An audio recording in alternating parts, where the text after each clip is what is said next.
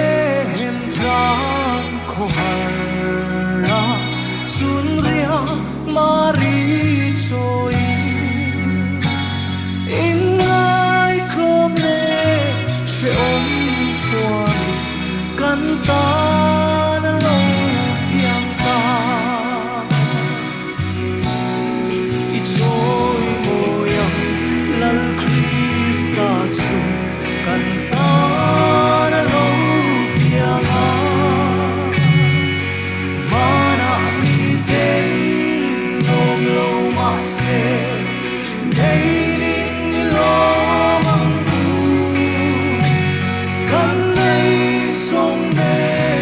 a lo piang a Bethlehem ni pana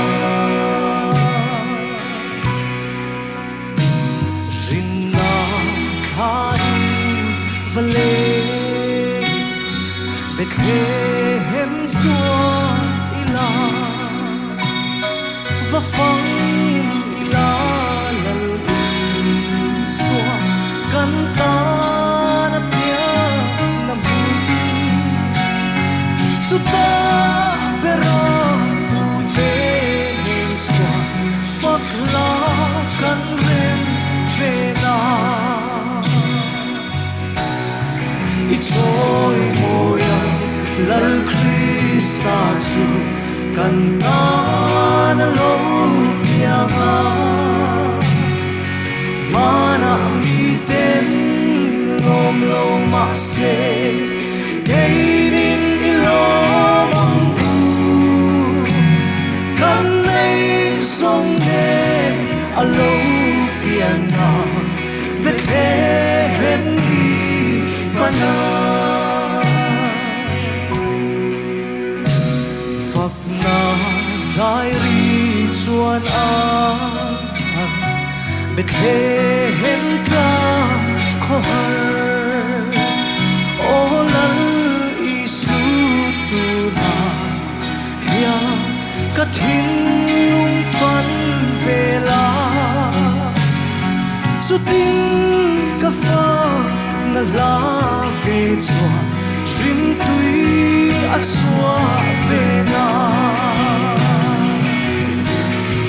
i choi moyang lal Krista chu kan ta na lo piang a mana mi ten lom lo ma se kei din i lo mang bu kan nei song ne a lo piang a Bethlehem ni pana mang ngày du lal lo le na ka thin lung ron loa la cây ma nắng lâu che na kamit min ti var la ding Bethlehem ngao lâu piang chu ka lâu